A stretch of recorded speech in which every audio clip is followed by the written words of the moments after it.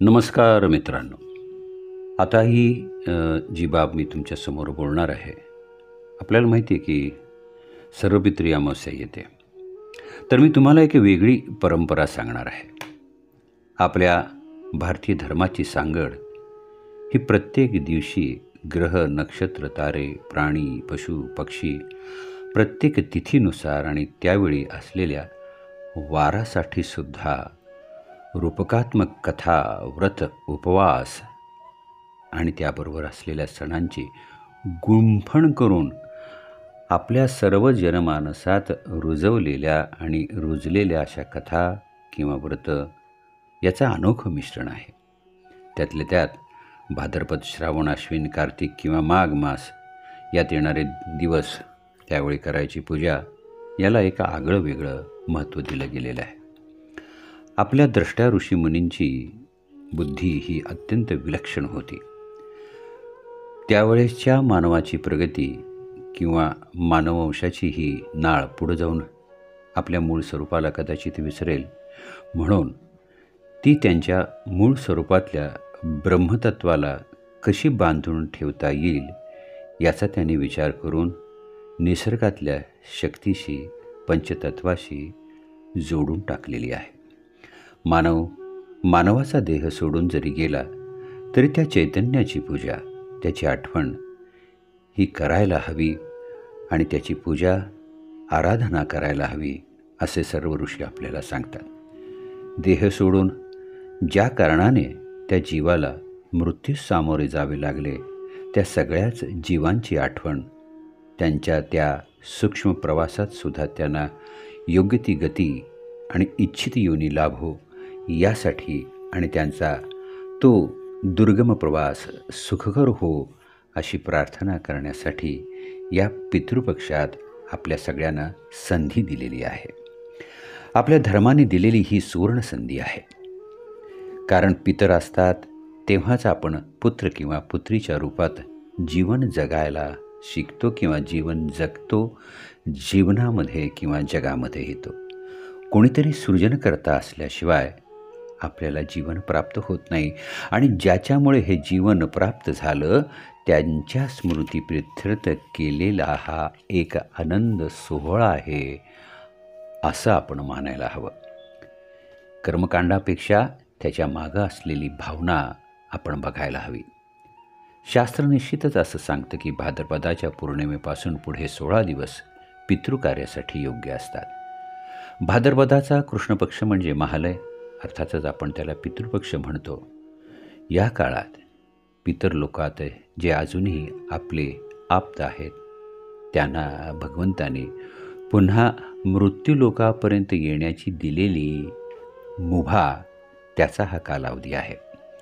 असं सांगितलं जातं, पितरलोकातील हे जीवात्मे ज्या चैतन्य रूपात असतात ते या काळात आपल्या संबंधितांच्या पाशी घुटमळत असतात.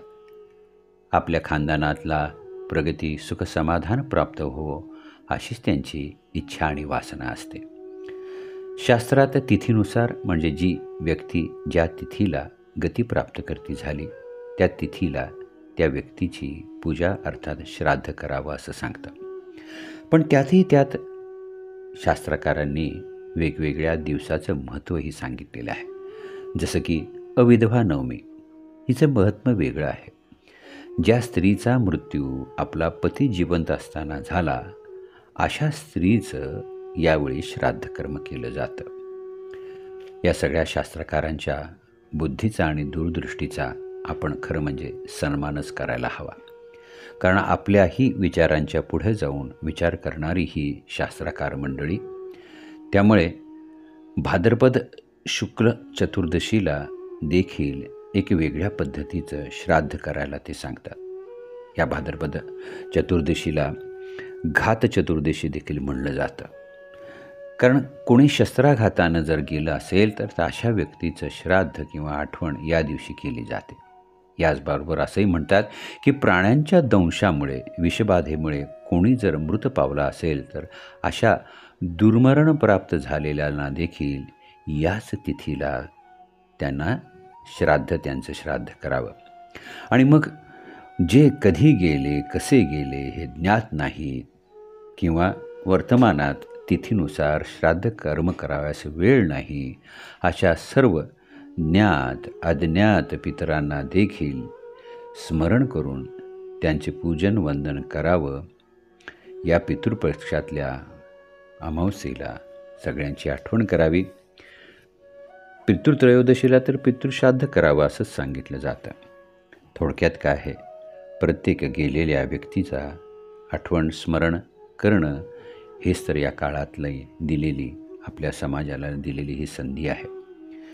यामध्ये देखील एक मला कथा वाचण्यात आली होती, महाभारतातली आहे. आपल्याला माहिती आहे की कर्ण खूप मोठा दानशूर होता. कर्ण जेव्हा स्वर्गात गेला तेव्हा त्याला स्वर्गाच्या सुखाबरोबर केवळ हिरे माणिके मोती याचंच प्रदान होत होतं. कर्णाला कळेना की मला फक्त सोने हिरे माणके का दिली जातात, अन्न का दिलं जात नाही. त्याच्या मनामध्ये हा प्रश्न निर्माण झाला की आपल्याला उपवास घडतो आहे. त्यांनी ही आपली परिस्थिती यमधर्मापुढे जाऊन सांगितली. यमधर्म हसले आणि कर्णराजाला म्हणाले की राजा, तू पृथ्वीवर असताना दानामध्ये केवळ सोने हिरे याचंच वाटप केलंस, अन्नदान केलं नाहीस. कर्णाने त्याचं स्मरण करून यमधर्माची क्षमा मागितली. यमाने कर्णाला पृथ्वीवर जाण्याची परवानगी दिली. यमाने परवानगी दिल्यानंतर कर्ण पृथ्वीवर आला आणि कर्णाने याच काळात हे जे पितृकर्म आहे ते कर्म केलं, अन्नदान केलं आणि त्यानंतर जेव्हा तो स्वर्गस्थ झाला तेव्हा स्वर्गाच्या इतर सुखाबरोबरच त्याला अन्नाचंही सेवन करता आलं. त्यामुळे त्याच्या मनाला समाधान लाभलं. थोडक्यात मित्रांनो, आपण माणसाला जिवंत असो वा मृत, जिवंत असलेला माणूस आपण त्याला अन्नदान केल्यानंतर तृप्त होईल आणि सूक्ष्मात असलेले हे चैतन्य रूप केवळ वायुरूप भक्षण करून वासातून तृप्त होतील. तुम्ही चैतन्याला, आत्म्याला शांती द्या, तो तुम्हाला सुखाचा, समाधानाचा आशीर्वाद देईल. माणसांना जाणा, आपल्या पितरांना आठवा, त्यांचं ऋण माना आणि अन्नदान करा. हेच तर महत्त्व आहे या सर्व पितृ अमावस्येचं. चला तर मग मित्रांनो, ही वेळ आलेली आहे आपल्या पितरांचं स्मरण करण्याची, त्यांना नतमस्तक होण्याची.